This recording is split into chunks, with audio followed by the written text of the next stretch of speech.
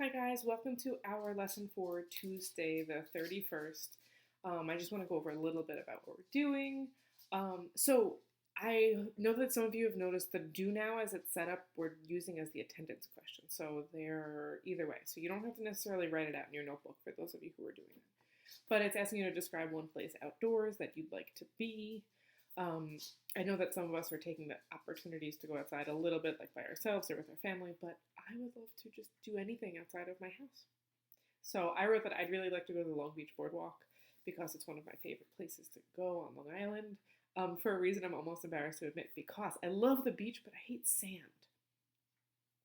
The Long Beach Boardwalk lets you walk the boardwalk without charging you, and then I don't have to touch the sand, but I'm still like near the beach, so it's great.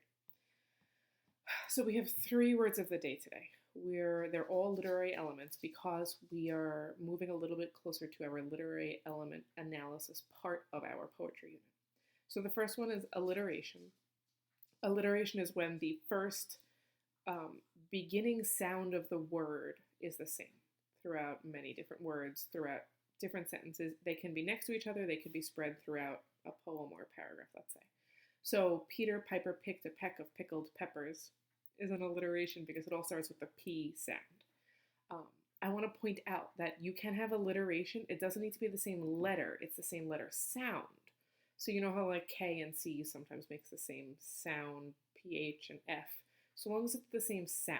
So it's an auditory repetition. Not necessarily the letters on the page, but the sound that they make. Our second word of the day is symbolism. This is one that you guys all know, but just as a review, it's when there's images or symbols that represent something else. And then imagery, I know that you guys know this as well, but it's when you're using your words to sort of paint a picture, to describe something with so much detail that I feel like I know what you're saying. So our first poem for today is Ebb by Edna St. Vincent Millay. I believe this is our second poem by her. Maybe it's the third. You might pick up, I like this woman. She is one of my favorite poets. Ebb by Edna St. Vincent Millay. I know what my heart is like since your love died. It is like a hollow ledge holding a little pool left there by the tide, a little tepid pool drying inward from the edge. Um, so I want you guys to think for a moment if we're looking at the literary analysis questions.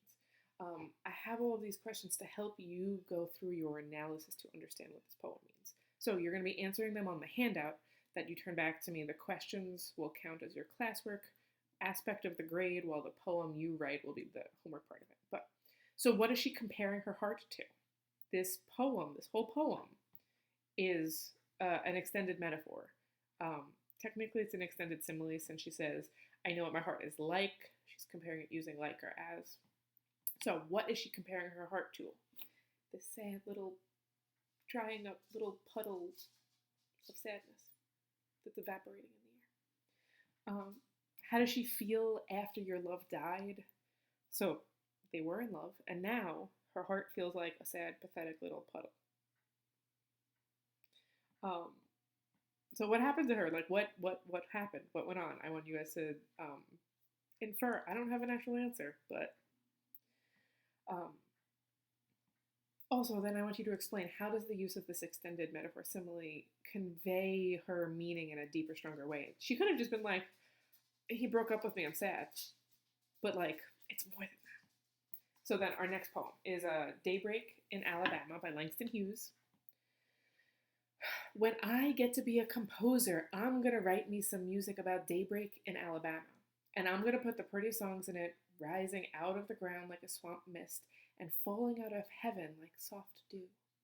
I'm going to put some tall trees in it, and the scent of pine needles, and the smell of red clay after rain, and long red necks, and poppy-colored faces, and big brown arms, and the field daisy eyes of black and white, black people. And I'm going to put white hands and black hands and brown and yellow hands and red clay earth hands in it, touching everybody with kind fingers and touching each other, naturalists do. In that dawn of music, when I get to be a composer and write about daybreak in Alabama. So then you're going through those 3 questions on the handout. How does the phrase, the smell of wet clay after rain, help you visualize the scene better than just a phrase like, it's muddy? What extended metaphor might Langston Hughes be trying to create with this? And then the last one, will the world he's describing be inclusive or exclusive? How will it be different than the world he lives in? If you look back, Langston Hughes was born in 1902 and he died in 1967. This is a little bit of cross curriculum. I want you guys to think about what was going on in America in the early 1900s. So there you go. And then for your writing prompt for your poem, I want you to write a 12 to 15 line poem. There can be stanzas, it doesn't matter, but you must write an extended metaphor. That means you are comparing something to something else. But the whole poem is one big comparison, one big metaphor. So you can compare a part of your body or mind to something you know, like something in nature. You can compare a place to music or to art. You can compare a thing to the weather. One big comparison, one big metaphor. Okay? So that's our lesson, and I hope you guys are having as good a day as possible.